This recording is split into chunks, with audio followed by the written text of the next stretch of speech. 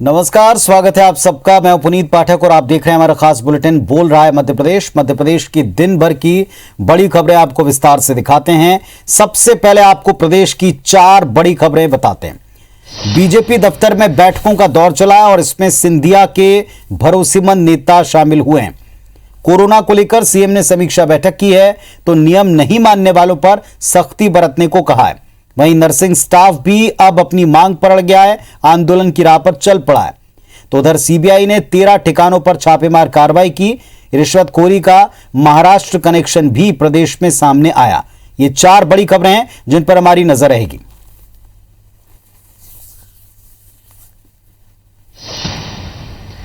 चलिए अब इन खबरों को विस्तार से देखते हैं। मध्य प्रदेश में नेतृत्व परिवर्तन की अटकलों पर खबरों पर बीजेपी नेता लगातार इनकार करते आए, खारिज करते आए। बावजूद इसके मुलाकातें अब भी जारी हैं और इसी क्रम में आज फिर से गृह मंत्री नरोत्तम मिश्रा ने बीजेपी दफ्तर में संगठन महामंत्री सुहास भगत से मुलाकात की।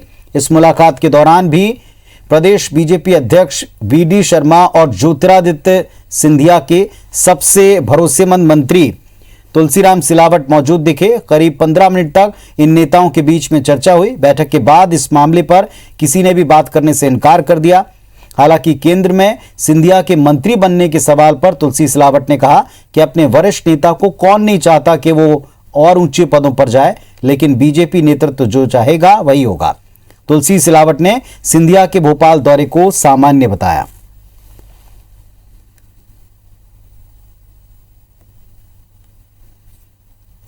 मैं समर्थक था हूँ तो सबको पूरा देश जानता है, इसमें कौन सी बात।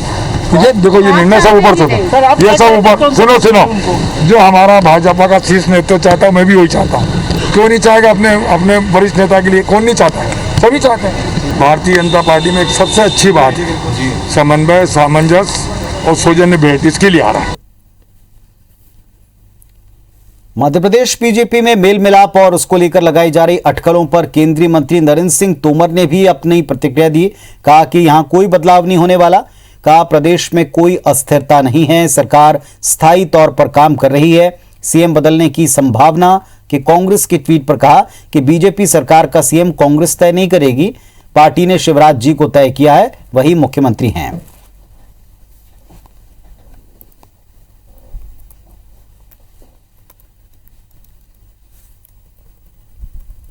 मुझे लगता है कोई भी अस्थिरता नहीं है। भारतीय जनता पार्टी की सरकार मध्य प्रदेश में स्थायी रूप से काम कर रही है। जितनी अटकलें हैं ये आप सब लोगों के बुद्धि बल का ही परिणाम है। तो मेरी तो जानकारी में ऐसा कुछ है नहीं। तो भारतीय जनता पार्टी ही तय करेगी कि मुख्यमंत्री कौन होगा। भारतीय जनता पार्टी ने शिवराज सिंह जी का नाम तय किया तो वो आज मुख्यमंत्री हैं। कांग्रेस तो भारतीय जनता पार्टी की सरकार का मुख्यमंत्री तय नहीं कर सकती। मध्य प्रदेश में कोरोना की दूसरी लहर के बाद पहली बार कैबिनेट की एक्चुअल मीटिंग हुई। मंत्रालय में सोशल डिस्टेंसिंग के साथ इस बैठक में मुख्यमंत्री शिवराज ने मंत्रियों को कोरोना कंट्रोल करने के निर्देश दिए। मंत्रियों को समर्थन मूल्य पर मूंग की खरीदी की जानकारी दी गई। बैठक में मुख्यमंत्री शिवराज सिंह चौहान ने सभी को फ्री वैक्सीनेशन के फैसले के लिए प्रधानमंत्री मोदी को धन्यवाद दिया, उनका आभार जताया। जूनियर डॉक्टर्स की हड़ताल खत्म होने पर मुख्यमंत्री ने कहा कि जिस समय उनकी जरूरत है वो सेवा में वापस लौट आए हैं। कुछ गतिरोध थे जो अब दूर हो चुके हैं।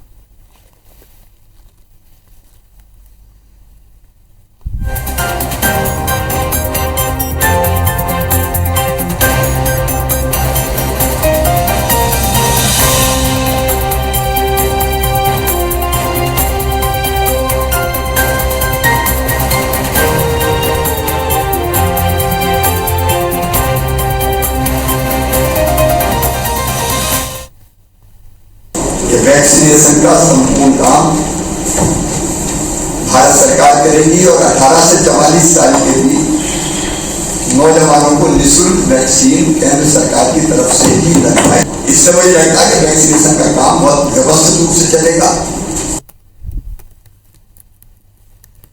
मध्य प्रदेश में अब मूंग और उड़द की न्यूनतम समर्थन मूल्य पर खरीदी की जाएगी। मुख्यमंत्री शिवराज सिंह चौहान ने आज खरीदी के लिए पंजीयन का शुभारंभ किया। इस दौरान उन्होंने किसानों से बात की। मुख्यमंत्री शिवराज सिंह ने कहा कि किसान को उनकी उपज के उचित दाम मिले, लगातार इसके प्रयास जारी है। कोरोना के संकट में भी सरकार ने लगातार खरीदी जारी रखी। चना, मसूर, सरसों खरीदी गई। हमने आकलन किया कि मूंग के दाम गिर रहे हैं और ऐसे में त्वरित फैसला लिया कि चाहे आंधी हो या बारिश हो, हम मूंग को खरीदेंगे। मुख्यमंत्री ने कहा कि सरकार का उद्देश्य किसानों को उसके उत्पादन का लाभकारी मूल्य दिलाना है। सीएम ने कहा कि कोरोना के चलते किसान सावधानी पूर्वक अपना उत्पाद बेचें।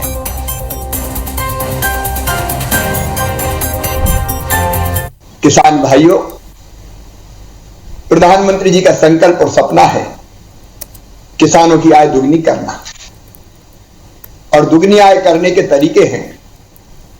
एक, उत्पादन बढ़ाओ। दूसरा, उत्पादन की लागत घटाओ। तीसरा, उत्पादन के ठीक दाम दिलवाओ, उचित मूल्य मिल जाए। और चौथा, अगर प्राकृतिक आपदा हो तो नुकसान की भरपाई हो जाए। हम निरंतर कोशिश ये कर रहे हैं, हमारी सरकार, हमारे कृषि मंत्री, हमारे कृषि विभाग, हमारे बाकी सारे साथी और प्रधानमंत्री जी के नेतृत्व में, उनके मार्गदर्शन में, कि हम चारों प्रकार से अगर कोई दिक्कत आए तो किसान के साथ पूरी ताकत से खड़े रहें। कोरोना के हालात को लेकर सीएम शिवराज सिंह चौहान ने समीक्षा बैठक की, जिसमें कहा कि कोरोना संक्रमण पूरी तरह से खत्म हो और दोबारा न आए, इसको लेकर के प्रत्येक शख्स को कोरोना प्रोटोकॉल का पालन करना चाहिए। सभी को वैक्सीन लगवानी चाहिए। सीएम ने निर्देश दिया कि हर जिले में अनलॉक प्रक्रिया पर नजर रखें, कहीं भी कोविड प्रोटोकॉल का उल्लंघन ना हो, लोगों को जागरूक करें, सख्ती भी बरतें। सीएम के निर्देश हैं कि कोरोना वैक्सीनेशन के प्रति लोगों में जागरूकता लाई जाए। वैक्सीन से संबंधित सभी भ्रांतियों को वक्त रहते दूर करें। 18+ के हर व्यक्ति का वैक्सीनेशन हो। वैक्सीन का एक भी डोज बेकार ना जाए। वहीं मध्य प्रदेश में कोरोना पॉजिटिविटी रेट 1% रह गया, इसका भी जिक्र हुआ।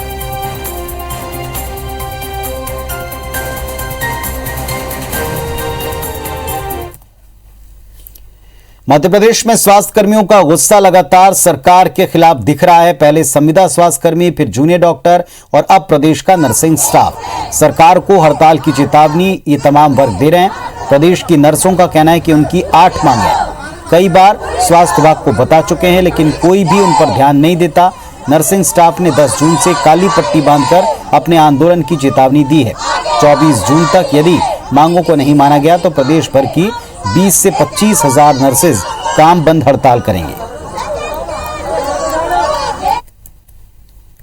हम पिछले 2 साल से लगातार सरकार से मांगे कर रहे हैं कि वेतन की जो भी विसंगति है उसे दूर किया जाए। जैसे डॉक्टरों को रात्रिकालीन भत्ता दिया जाता है, हमें नहीं दिया जाता। उसके अलावा हमें टाइम पे इंक्रीमेंट और डीए जो भी है वो हमें देते रहे, ये हमारी डिमांड। उसके अलावा नर्सिंग का पदनाम परिवर्तन किया जाए, 2nd ग्रेड जैसे अन्य राज्यों में है वैसे हमारे राज्य में भी किया जाए। अगर सरकार अब हमारी बातें नहीं सुनती है तो फिर हम अनिश्चितकालीन हड़ताल करेंगे। जबलपुर में नकली रेमडेसिविर इंजेक्शन केस में एसआईटी की जांच जारी है। पूरे रैकेट की गुत्थी सुलझाने में जुटी एसआईटी के सामने कई खुलासे हो रहे हैं। सिटी अस्पताल का फार्मासिस्ट देवेश चौरसिया भी इसमें आरोपी है। एसआईटी पड़ताल में खुलासा हुआ कि उसके पास मेडिकल की कोई डिग्री नहीं, बिना डिग्री के उसने अस्पताल में अपनी दवा दुकान खोली।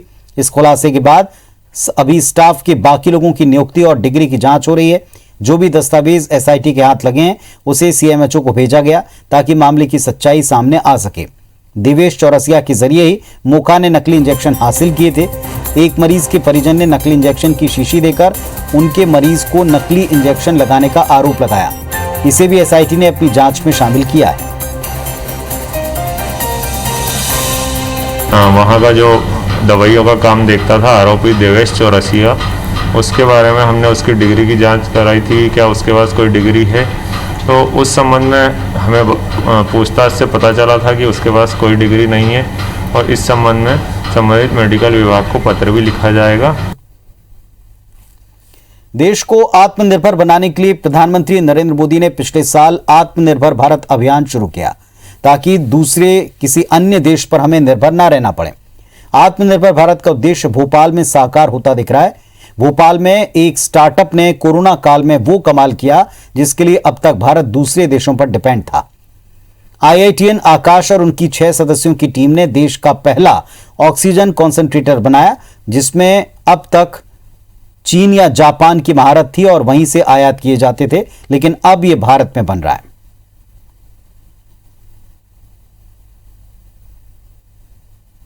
राजधानी भोपाल में ही एक स्टार्टअप ने एक नई शुरुआत करते हुए इस ऑक्सीजन कंसंट्रेटर को इंडिया में ही बनाने की शुरुआत की है।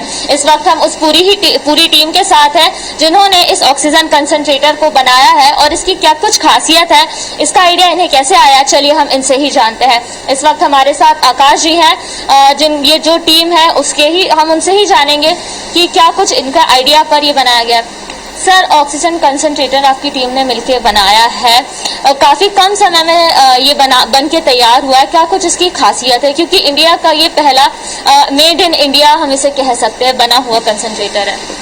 सो बेसिकली ये इंडिया का पहला हाई फ्लो ऑक्सीजन कॉन्सेंट्रेटर है जो 15 लीटर प्रति मिनट क्षमता से ऑक्सीजन प्रदान कर सकता है। इसको आप किसी भी प्लग में लगाकर इजीली मशीन को ऑन कर सकते हैं और इसके बाद आप यहाँ देखेंगे तो ये ह्यूमिडिफायर बॉटल के थ्रू ये नेजल कैन्यूला लगा के हम किसी भी पेशेंट को ये दे सकते हैं। तीसरी लहर यदि आती है तो क्या ये तब तक हमारे पास अवेलेबल होगा उतनी संख्या में? तो अभी हमारी कैपेसिटी है 50 यूनिट्स पर वीक बनाने की अभी फ्रॉम करंट सिचुएशन। इसके बाद हमारा नेक्स्ट जो टारगेट है वो इसका अच्छे से सर्टिफिकेशन है ताकि इन फ्यूचर ये हमेशा रिलायबली सबको ऑपरेट करते रहे। और इन चारों के अलावा भी 2 और IITians है जिनकी पूरी टीम ने इसे बनाया है और अब जल्द ही ये जो है मार्केट में भी अवेलेबल हो सकता है क्योंकि ये काफी आसानी से ऑपरेट कर सकता है और ये पूरा जो काम है स्टार्टअप इंडिया और इनके खुद के फंड रेज के तहत हुआ है। कैमरा पर्सन विनीत के साथ नीलम गुरवे, IBC 24 भोपाल। कोरोना काल में हर तरफ मंदी देखने को मिल रही है और इसका असर धार्मिक स्थलों पर भी है। इंदौर के खजराना गणेश मंदिर, रणजीत हनुमान मंदिर, अन्नपूर्णा मंदिर में दान राशि न आने से मैनेजमेंट बिगड़ गया। खजराना गणेश मंदिर की बात करें तो यहां 12 महीने श्रद्धालुओं का तांता लगा रहता है। हर महीने 20 से 25 लाख रुपए चढ़ावा आता है, यानी साल का तकरीबन 3 करोड़ रुपए। इसमें ज्यादा राशि मंदिर के मेंटेनेंस पर खर्च होती है, मगर बीते 2 महीने से मंदिर बंद है और ऐसे में मंदिर प्रबंधन की आर्थिक स्थिति थोड़ी बिगड़ गई है।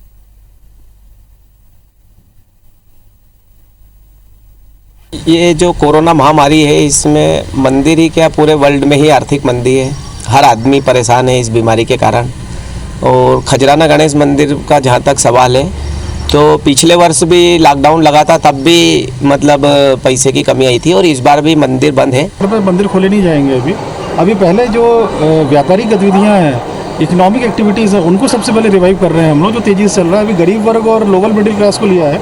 अब हम लोग अलग अलग एसोसिएशन में ही बात कर रहे हैं।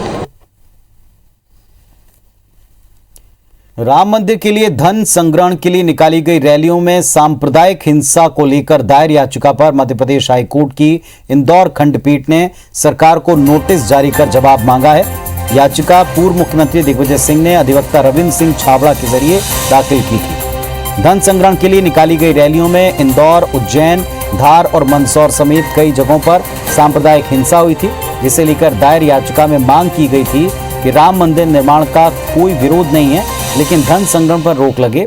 हिंसा में जिनका नुकसान हुआ उन्हें न्याय मिले। याचिका पर पहली सुनवाई कर हाईकोर्ट ने राज्य सरकार को नोटिस भेजकर 6 हफ्ते में जवाब मांगा। हाईकोर्ट ने पूछा कि रैलियों की वजह से हुए नुकसान पर मुआवजे के तौर पर क्या राहत दी गई। अगली सुनवाई 20 जुलाई को होगी।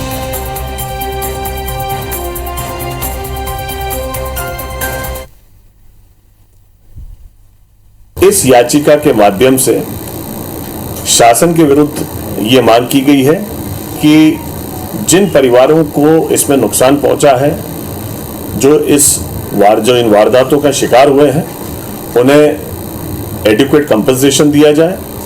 दूसरा, जिन अधिकारियों को जो अधिकारी अपने कर्तव्यों के प्रति सजग नहीं थे, जिसके कारण ये वारदातों को अंजाम दिया गया, उनके खिलाफ डिपार्टमेंटल इंक्वायरी की जाए।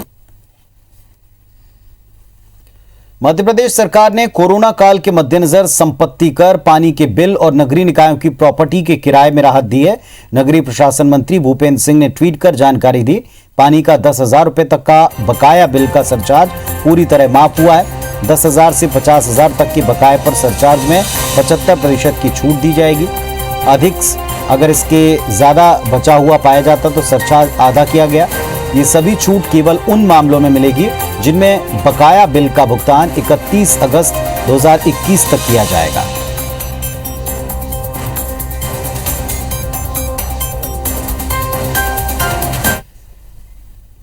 खंडवा में 9 महीने के नन्हे फाइटर देवांश ने कोरोना से जंग जीत ली। ये मासूम पिछले 10 दिन से इलाज के दौर से गुजर रहा था। बच्चे की लगातार निगरानी करने वाले डॉक्टर्स ने बताया कि जब उसे अस्पताल लाया गया तब बच्चे को बुखार था, ऑक्सीजन लेवल कम था। उसे 5 लीटर ऑक्सीजन के साथ भर्ती किया। फिर धीरे धीरे 10 दिनों तक बच्चे को यहां रखकर कोविड की सारी गाइडलाइंस का पालन किया। सोचने की बात ये, बच्चे के माता पिता संक्रमित नहीं थे। 5 सितंबर शिक्षक दिवस के दिन पैदा हुआ देवांश अब पूरी तरह स्वस्थ और सुरक्षित है।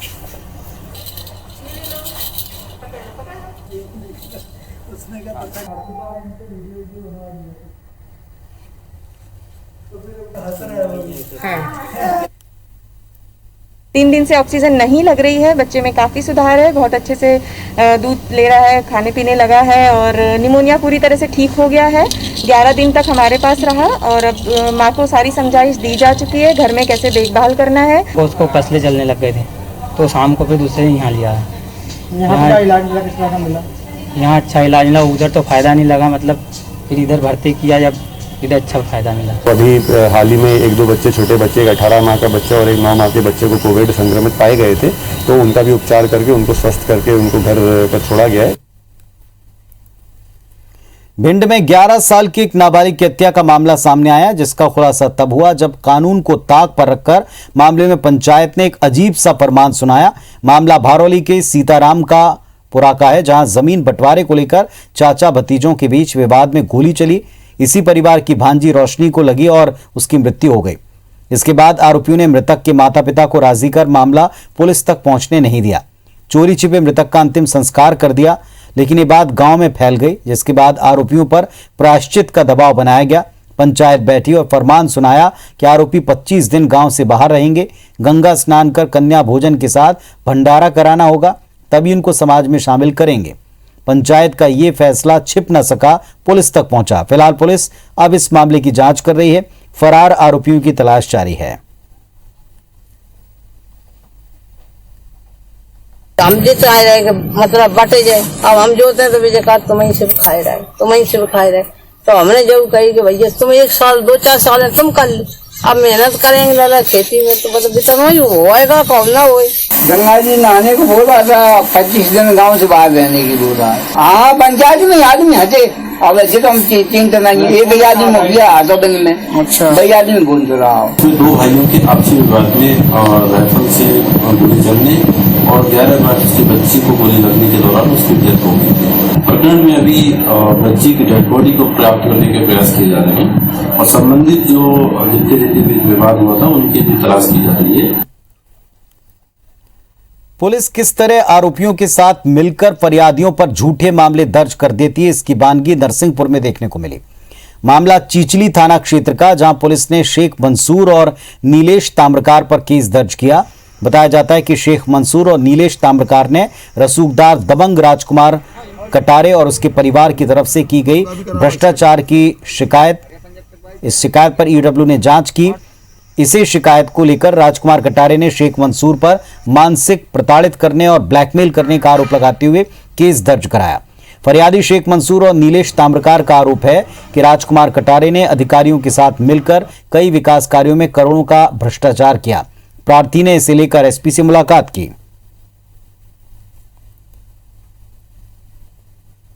हमने अभी ज्ञापन दिया है कि सर हम पे फर्जी मामला बना, हमारे दस्तावेज देखिए, हम इनके खिलाफ 2 महीने से भ्रष्टाचार के खिलाफ लड़ाई लड़ रहे हैं। क्या बोला है उन्होंने? एसपी साहब ने बोला है कि आप चिंता मत करिए, इसका हम खात्मा कराएंगे। तो इससे संबंधित जो हम लोग शिकायत की जांच करवाएंगे। यदि किसी के ऊपर झूठी शिकायत की गई है तो उसमें हम लोग विधिवत जो CRPC के जो सेक्शंस हैं उनके अंतर्गत उसमें कोर्ट में प्रस्तुत करेंगे कि ये झूठा है।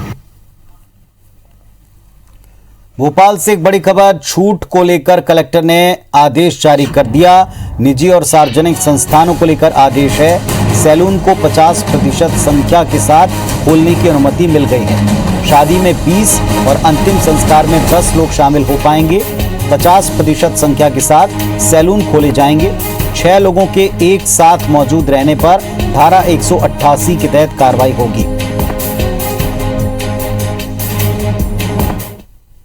सुधीर दंडोतिया हमारे सहयोगी जुड़ गए हमारे साथ में भोपाल से। जी बताएं, किस तरह की राहत दी जा रही है?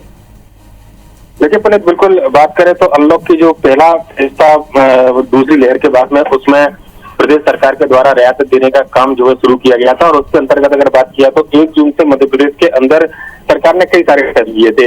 इसके अलावा आज सरकार ने दूसरे फेज की शुरुआत की है, जिसमें कुछ और ढील जो है वो प्रदेश सरकार के द्वारा दी गई है। राशन किराना जो दुकानें पहले खुल चुकी थी, उनके अलावा अगर बात की जाए तो अब सभी तरीके के बाजार खोलने की अनुमति प्रदेश सरकार, माफ कीजिएगा, भोपाल क्राइसिस मैनेजमेंट की बैठक के बाद में भोपाल कलेक्टर ने दी है।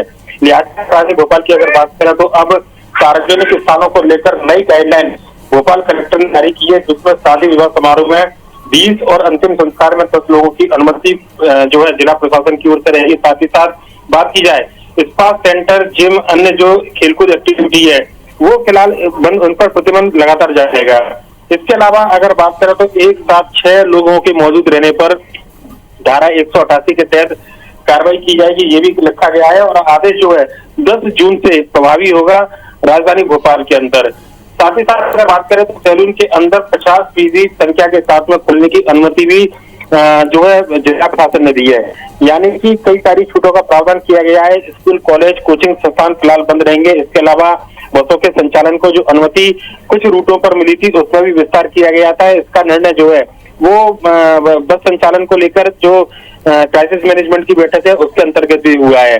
तो कहना होगा कि दूसरे फेज में भी प्रदेश राजधानी भोपाल के प्रशासन के द्वारा कई सारी छूटें दी गई है और व्यापारी जो लगातार मांग कर रहे थे दुकानों को खोलने को लेकर, चाहे वो कपड़ा व्यापारी हो, बर्तन व्यापारी हो, सराफा के व्यापारी हो या फिर दूसरे व्यवसाय से जुड़े हुए हो, उनको जिला प्रशासन की ओर से इस छूट के अंतर्गत शामिल किया गया है और भोपाल में सोशल डिस्टेंसिंग के साथ में कोरोना गाइडलाइन का पालन करते हुए सभी दुकानों को खोला जाएगा। हालांकि मध्य प्रदेश में राजधानी भोपाल के अंदर सरकार ने ये फैसला लिया है कि वैक्सीनेशन दुकानदारों का कराना जरूरी होगा, लिहाजा विशेष कैंप जो है वैक्सीन को लेकर भी जिला प्रशासन पूरे भोपाल में एक साथ चला रहा है, जहां पर दुकानदार वैक्सीन लगा सके और उसके बाद में अपनी दुकानों को खोल सके। सुनील, चलिए, तो ये नई गाइडलाइन है और ये नए रिलैक्सेशन है जैसे हमारे सहयोगी सुधीर बता रहे हैं, लेकिन ये बात ध्यान रखनी होगी कि अभी भी उन पर कार्रवाई हो सकती अगर कोविड प्रोटोकॉल तोड़ा या कहीं इसका उल्लंघन हुआ तो। शुक्रिया सुधीर आपका इस जानकारी के लिए।